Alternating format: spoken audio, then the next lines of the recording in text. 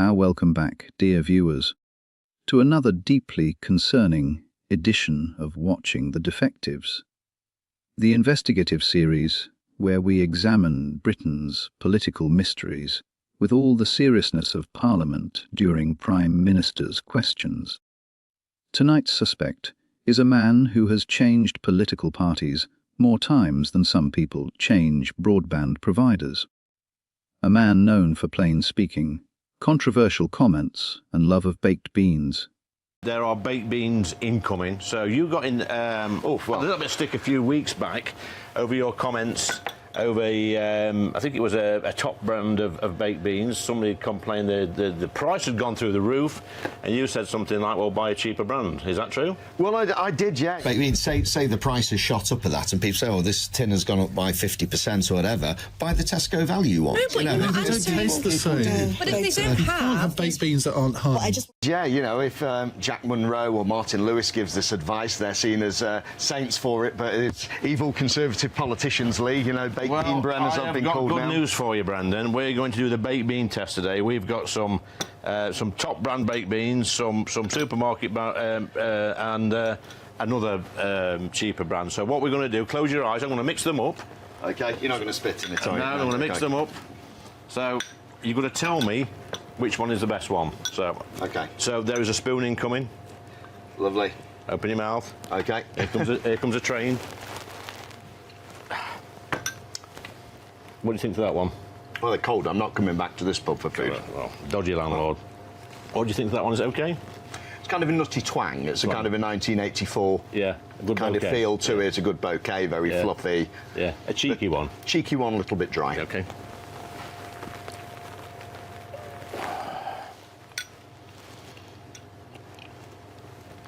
And then... It's a very plain, very flat taste, very... And then the third one, neutral. because we've got to crack on, incoming.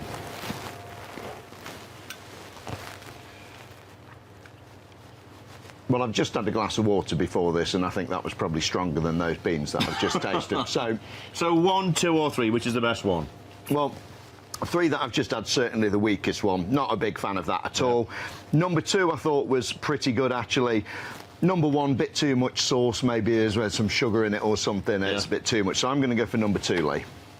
Well, you'll be pleased to know, Brandon, that is a Co-op brand. So wow. Actually, there was a lot of merit in what you said when you made the comment about buying cheaper brands. We've got a Heinz, I think it's a Heinz one there, and a little one there. So actually, Brandon, what you said... The Heinz was the worst one. Yeah, that carried a lot of weight, so... Well, so do I nowadays, but... And somehow becoming both the Conservatives' loudest attack dog and Deform UK's first MP, we speak, of course, of Lee Anderson, or as Steve Bray once christened him, 30p Lee, which sounds less like a politician and more like a discontinued supermarket soft drink. Now, viewer, yes, you say. Let's prepare the board of contradictions. You mean the evidence wall, surely? No, dear viewer. The Conservative Party between 2019 and 2024. The making of Squarehead Lee Anderson was born in Nottinghamshire and grew up in Ashfield, a traditional Labour heartland. And this is important, because understanding Lee Anderson requires understanding a very specific species of English politician, the red wall defective. These are politicians who sound like they could either fix your boiler or shout at pigeons outside a betting shop, sometimes both simultaneously. Before entering Parliament, Anderson worked in a coal mine for a matter of weeks. He left after being called a scab for walking through picket lines. Such a working-class hero.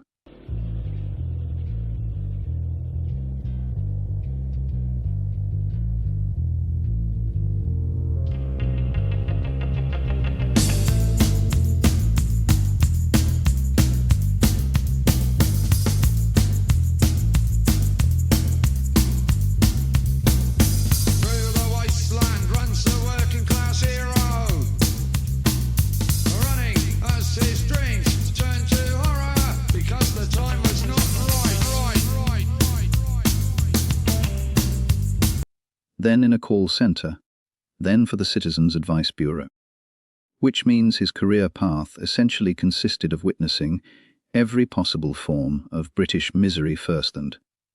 Quite the apprenticeship for Westminster. And for much of his life, he was a Labour councillor. That's right, viewer. Lee Anderson began his political career in the Labour Party before eventually becoming Conservative and later Deform UK plc. You are thinking, so he's crossed the political spectrum, Holmes. Indeed, he has. At this rate, by 2032, he may defect directly into a village council run by ferrets. Councillor to Conservative, Anderson served as a Labour councillor in Ashfield. But then came Brexit. Ah yes, Brexit.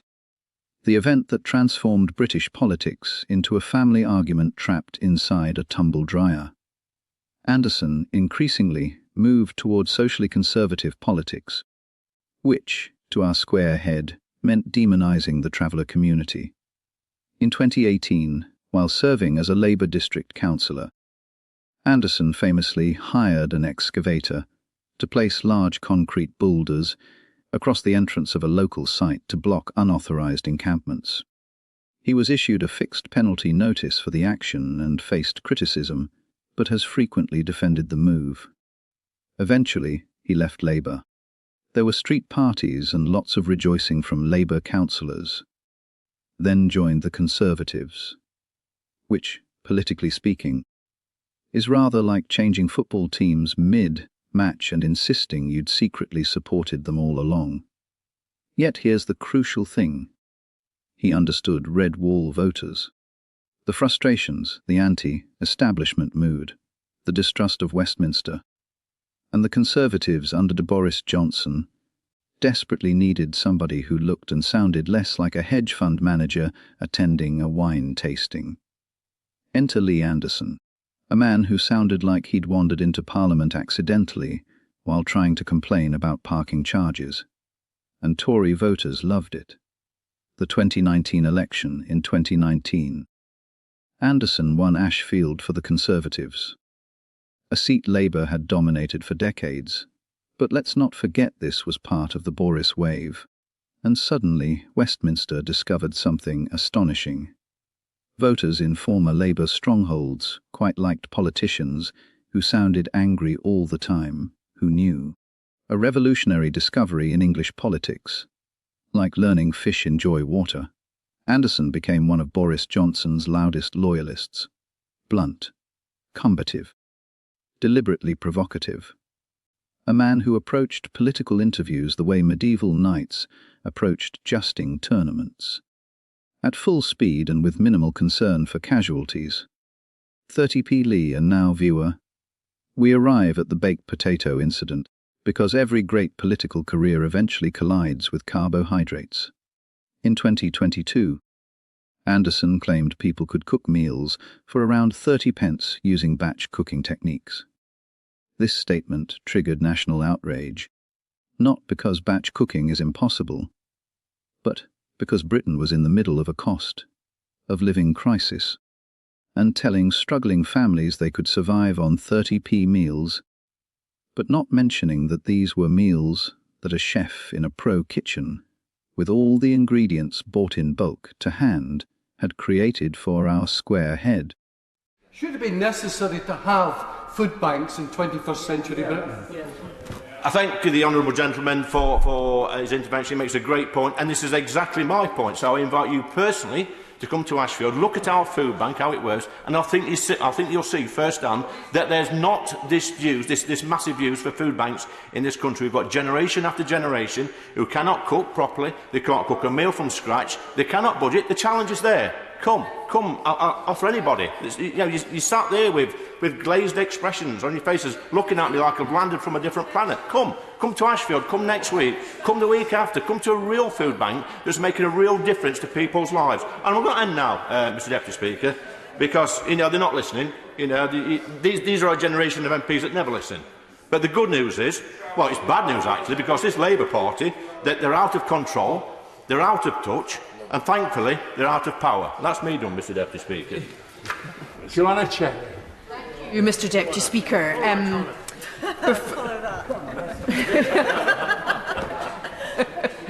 Well, what I will say to the previous speaker is that All of us have food banks in our constituency. We don't really need to visit his because we're perfectly well aware of the requirement for them. But the requirement for them is not because people don't know how to cook. It's because we have poverty in this country at a scale that should shame his government. Now, before I address the substance of today... And as a housewife myself, I've got to ask you very quickly, if you had 30p, Lee, how would you provide a meal out of 30p? She's never lived, Lee. She's never lived. Including electricity or gas. So I keep hearing this 30p, Lee. I mean, a cook, a local chef, told me he could feed a family of 5 for 50 quid. He was somebody I worked with at a local food bank. Or 50p? 50 quid, a family 5 for a week. 50 quid. So I challenged him, and we did a ready, steady cook, got 4 MPs there, film crew. We got 50 quid's worth of groceries from the local Aldi, and he made 172 meals with us for 50 quid. It worked out at 30 pence each. That's where the 30p came from, for batch cooking. I then invited every single Labour MP to come to my food bank to take part in this project, and they all refused. But what they didn't refuse to do is slate me in the media over this. All I was trying to do is help people budget and cook. What's wrong with that? Nothing, but I asked you how you would make a meal for 30p, and you told me how the chef made the meal. But I'll let that go. Well, I think he didn't. Well, no. I want to come back at you. Because it was 4 MPs under the instruction of a chef who made the meals. We actually made the meals. He just coached us how to do it. He trained us how to make the meals. We actually physically made the meals. So that's how you make a meal for 30p. This was interpreted by critics as roughly equivalent to Marie Antoinette saying, "Have they tried Iceland frozen chips?" After an encounter with Steve Bray, the nickname 30p Lee was born, and once Bray gives you a mocking nickname, you carry it forever. Like a cursed Victorian locket, you are thinking, couldn't he simply explain what he meant? Well, political nuance on social media lasts approximately 4 seconds. The Conservative attack dog. By 2023, Anderson had become deputy chairman of the Conservative Party under very fishy Rishi, so knackered. Hey, Lee, Member of Parliament for Ashfield and Eastwood. This is Lee Anderson MP. He's just been appointed Deputy Chairman of the Conservative Party. After winning Backbencher of the Year in 2022, Anderson was praised for his blunt views on Brexit, travellers and poverty. Here are some of his most controversial moments as an MP. Being mocked for refusing to watch the 2020 Euros because of England players kneeling to protest racism. The European Championships is upon us. You know my stance on taking the knee and all that. I shan't be watching. This infamous clip about food banks. There's not this massive use for food banks in this country. We've got generation after generation who cannot cook properly. They can't cook a meal from scratch. They cannot budget. The challenge is there. His defence of his views on the death penalty. But why do you support the death penalty? Well, let's be clear, Julia. This is not something new that I've said. I've said it in the past. I've said it before going to Parliament. I've said it while I've been an MP. Refusing to answer a question about a staged doorstepping video. Talking about that video that you did, where you asked a friend to pose as an anti-Labour swing voter. Have you ever told a lie? And Anderson also got severely ratioed for using one of his caseworkers in a tweet about living in London, saving money and not using a food bank, prompting many to say that he wasn't paying her enough. Which was fascinating, because appointing Lee Anderson as deputy chair was rather like appointing a wood chipper as assistant librarian. Technically possible, but noisy.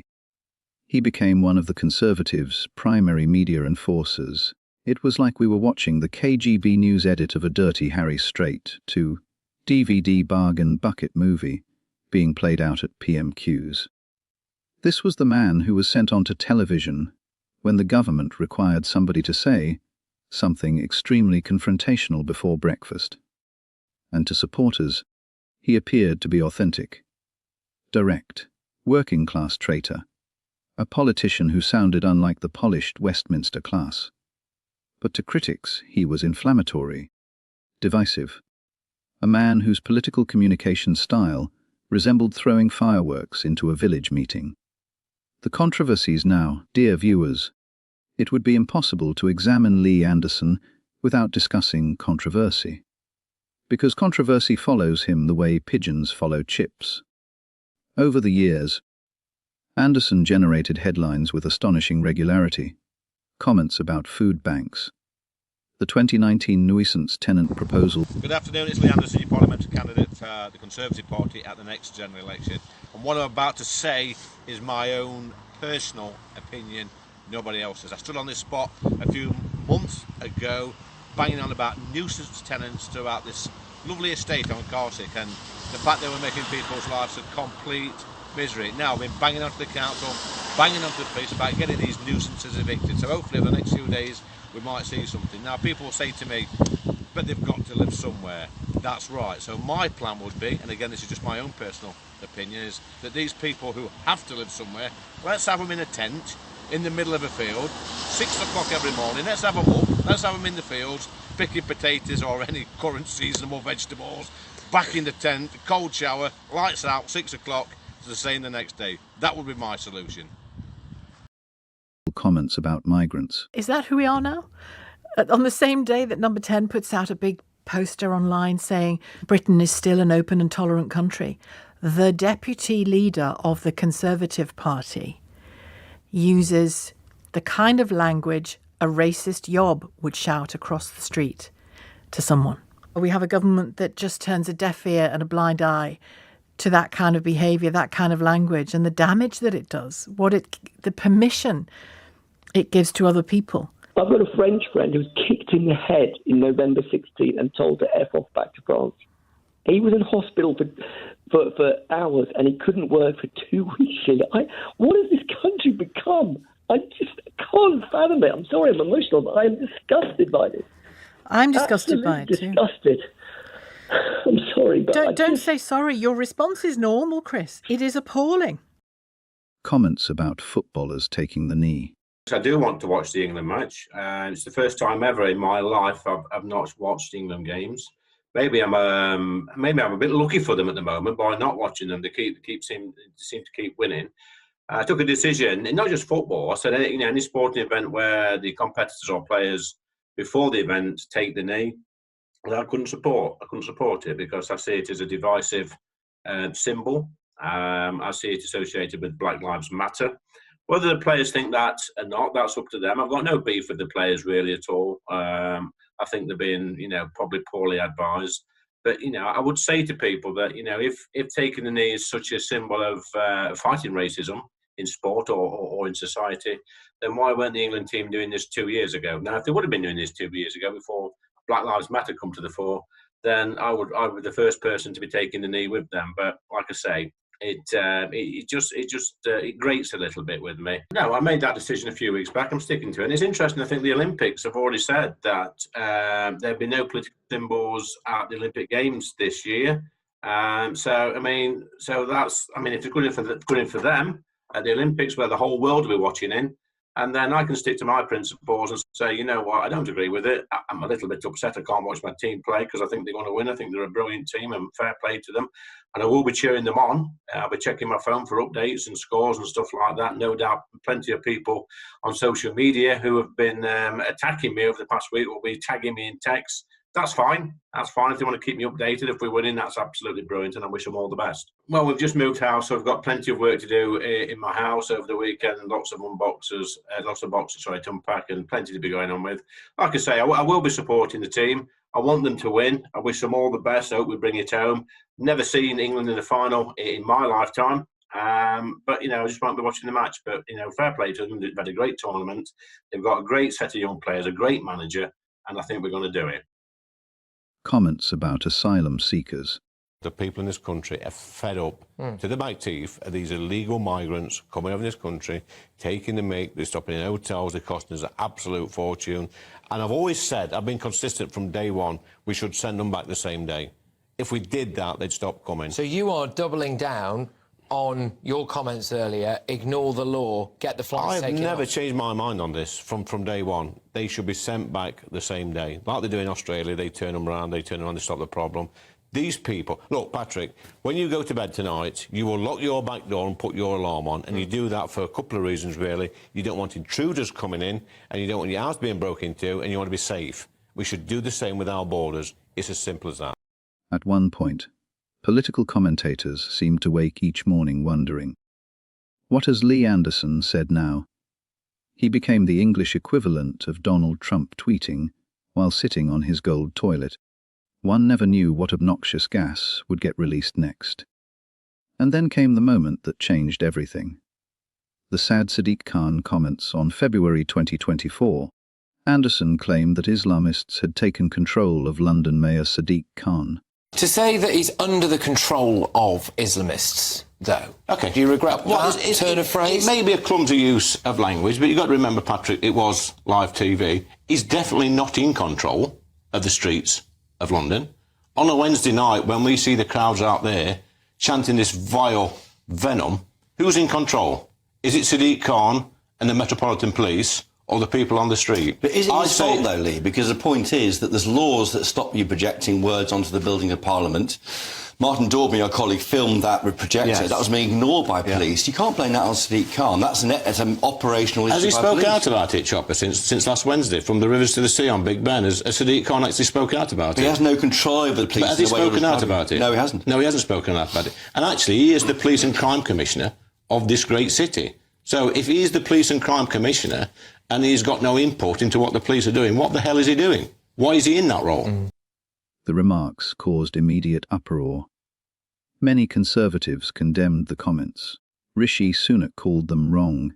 Anderson refused to apologise, which, in politics, is generally the equivalent of pouring petrol on a barbecue and announcing you enjoy surprises. The Conservative whip was removed. The Conservative Party rocked by racism allegations. London's Muslim mayor at the heart of it all. But these comments from a senior Conservative are Islamophobic, are anti-Muslim and are racist. I'm unclear why Rishi Sunak, why members of his cabinet aren't calling this out and aren't condemning this. It's like they're complicit in this sort of racism. The comments in question? Lee Anderson said in a TV appearance on Friday that Sadiq Khan had given our capital away to Islamists, who he also described as the mayor's mates. The backlash was swift, with senior Tory MPs, including the former Chancellor Sajid Javid, calling the comments ridiculous. Privately, many ministers were pushing for the whip to be removed.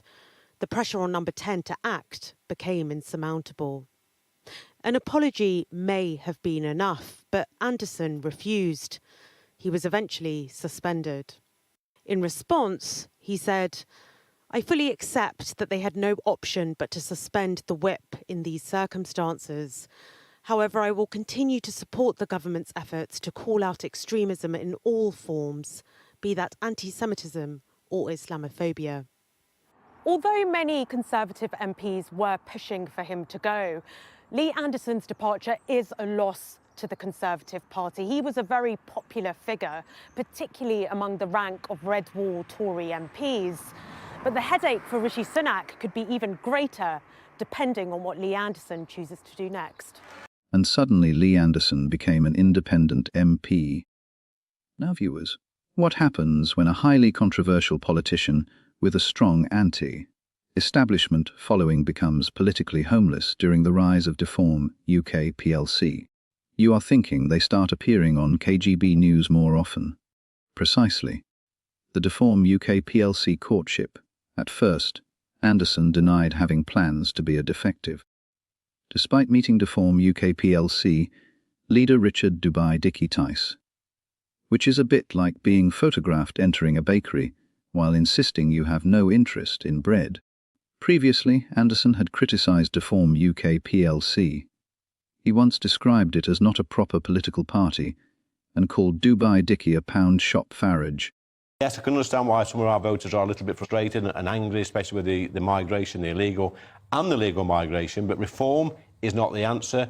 It leaves the door open for Sir Keir Starmer to get in Number 10 and undo all the hard work we've tried to do so far. People with memories that stretch back as far as January this year won't need reminded that Lee Anderson was, until very recently, a fierce critic of the party he has just joined.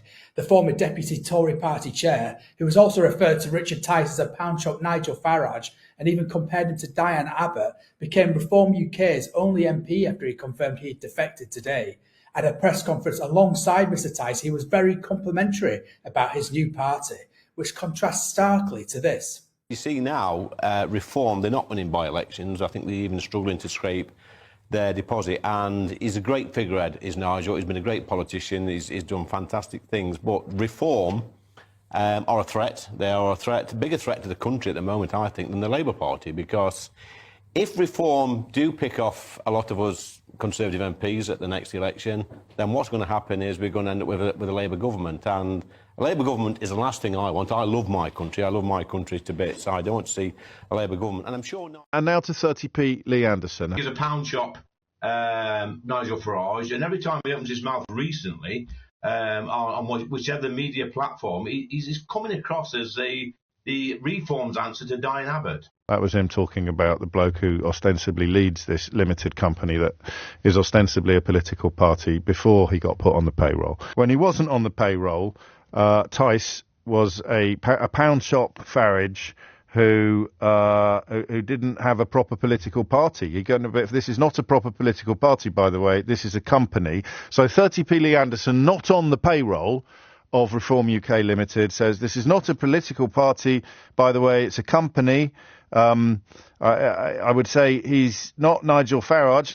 Do you know, by Lee Anderson's standards, that counts as a clever observation. He's absolutely right. Richard Tice is not Nigel Farage. Well done, Lee. At least, I mean, say what you like about the lad. No one can fault his loyalty.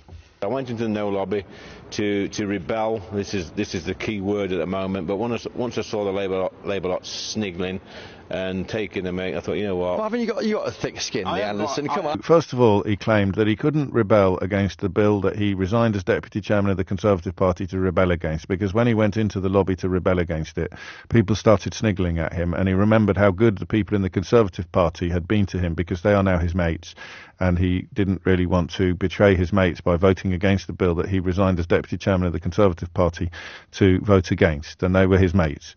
And that's why he didn't do the thing that he said he was going to do when he did the thing that he did in order to do the thing that he said he was going to do, because they were his mates. They were his mates. Which makes his eventual defection even more delicious. English politics adores irony, especially the kind that humiliates old quotes. And in March 2024 it happened.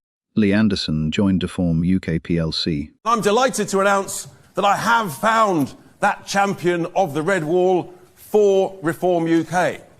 He's also, coincidentally, going to be Reform UK's first Member of Parliament in the House of Commons.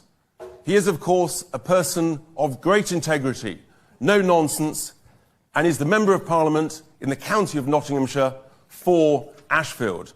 Please welcome Mr. Lee Anderson.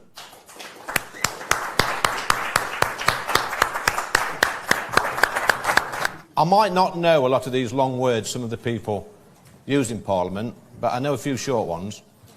But unfortunately, this sometimes leads me to be labelled as controversial in my opinions.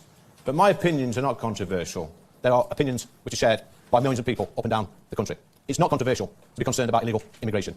It's not controversial to be concerned about legal migration. It's not controversial to be, worried, concerned about the Metropolitan Police and a failing London mayor. And the hate marches, the street crime, and the shoplifters literally getting away with ruining businesses on a daily basis. It's not controversial to fight back in a culture war. A culture war that is sweeping our nation.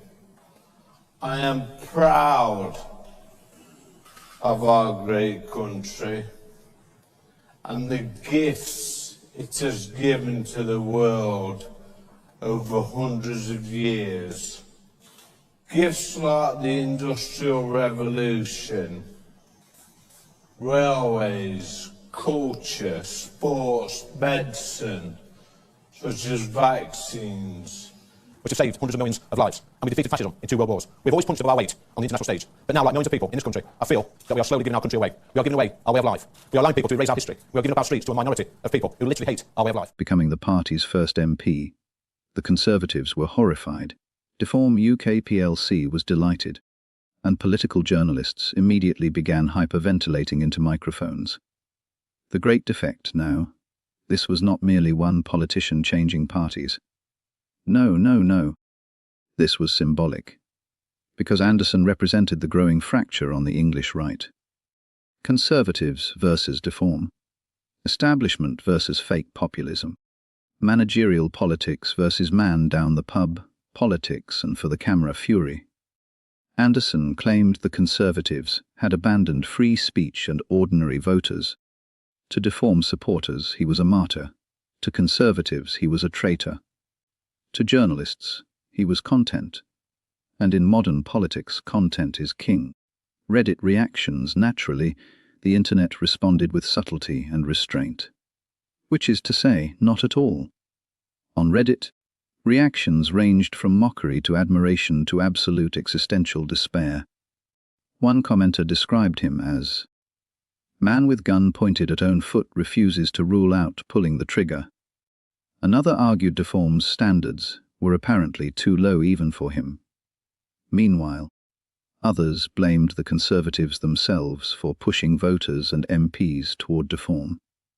And this, dear viewers, is the internet's true function. Turning every political event into a digital Roman Colosseum populated entirely by exhausted people with profile pictures of flags, or who wear very stupid hats.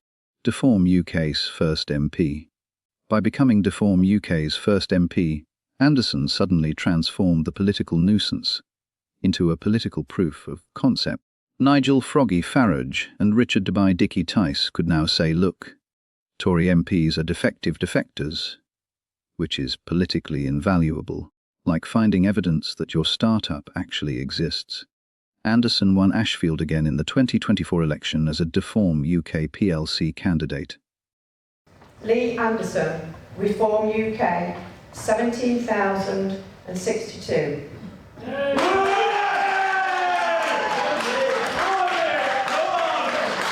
I stood in this town, my hometown, 4.5 years ago, as a Conservative candidate and won. And I won comfortably, and the people of Ashfield backed me, and they now back me again as a Reform candidate for Ashfield. I said a few weeks back that there was going to be a reckoning on election night, and Ashfield, which is the capital of common sense, they are part of that reckoning. A remarkable feat, because many expected Deform to split the right-wing vote. Instead, Anderson increased his vote share, which terrified Conservative strategists so thoroughly that they probably aged 10 years overnight. KGB News and the Performance Era. Now, modern English politics is no longer merely politics. It is content creation, and Anderson adapted beautifully. He hosted programs on KGB News, where he could show viewers his love of being spoon-fed baked beans, appeared constantly online, spoke in viral clips, generated outrage with industrial efficiency. At one point, reports noted he earned substantial sums from broadcasting alongside his MP salary. And we truly have entered a strange age. Victorian MPs once wrote lengthy policy pamphlets. Grazy, smug still does. Modern MPs argue on television beside advertisements for stairlifts. The cameo incident. Then came perhaps the most absurd chapter of all. Reports emerged in 2026 alleging Anderson filmed paid cameo videos from Parliament itself. Yes, personalised celebrity greetings.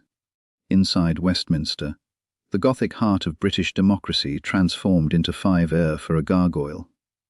Imagine, if you will, Churchill watching this from the afterlife. We shall fight them on the beaches.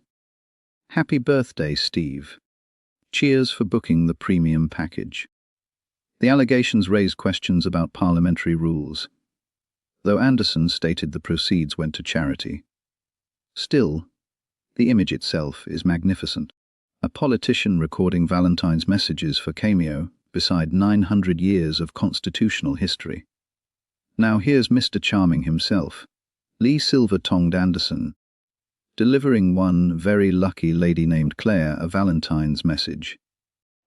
Hi Claire, it is Lee Anderson, the Reform UK Member of Parliament, and I've got a very, very special Valentine's message from a chap called Gary, and he says he loves you very much. In fact, he loves you more than you will ever know. He adores you, he worships you, you're the best thing that's ever happened. There's not a second goes by in each day where he's not thinking about you and the happy times you've had together. Absolutely worships you. And he also says, get back in that kitchen and get some food on and get them pots done. Happy Valentine's Day, Claire. A Valentine's message from the square-headed 30p. Lee that's sure to secure you a night on the sofa, just proving that both he and Farage will say any old shit for money. Chief Whip of Deform. After Deform UK plc entered Parliament with multiple MPs, Anderson became Chief Whip, which is deeply funny, because the role of Chief Whip traditionally involves enforcing discipline. And Lee Anderson has spent most of his political career behaving as if discipline personally offended him. It's rather like appointing a raccoon as head of kitchen security. The Commons ejection rounding things up, the inevitable climax and premature ejection. In 2026, Anderson was ejected from the House of Commons after calling Keir Starmer a liar. Lee Anderson.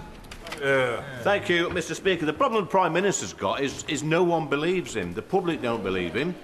The MPs on this side of the House don't believe him. His own gullible backbenchers don't believe him. So does the Prime Minister agree with me? He's been lying. Prime Minister, sorry, we don't use those words, and I'm sure the members withdrawn it. Mr. Speaker, I have the greatest respect for you and your office, but I will not withdraw. That man couldn't lie straight in bed. Order. Mr. Anderson, you'll have to leave. Phil Brettle. Speaker, when Sir Ollie Robbins came before the Foreign Affairs Committee on the 3rd of November... and refusing to withdraw the remark. There are few things more inevitable in English politics than Lee Anderson eventually being thrown out of somewhere. The Speaker ordered him to retract the statement. He refused, and out he went, like a pub customer arguing with a karaoke machine at closing time, and the karaoke machine laughing as he leaves. Character analysis. So who exactly is Lee Anderson? A working-class traitor turned populist. A provocateur? A political weather vane? A symptom of Britain's wider political realignment? The answer is probably all of them. Because Anderson represents something very real in modern England. The collapse of traditional party loyalty. The rise of anti-establishment anger. The triumph of blunt authenticity over polished caution. Whether one admires him or despises him, he clearly tapped into something powerful. And Westminster still hasn't fully figured out how to respond to fake populist politicians like him. Because traditional politics depends on caution.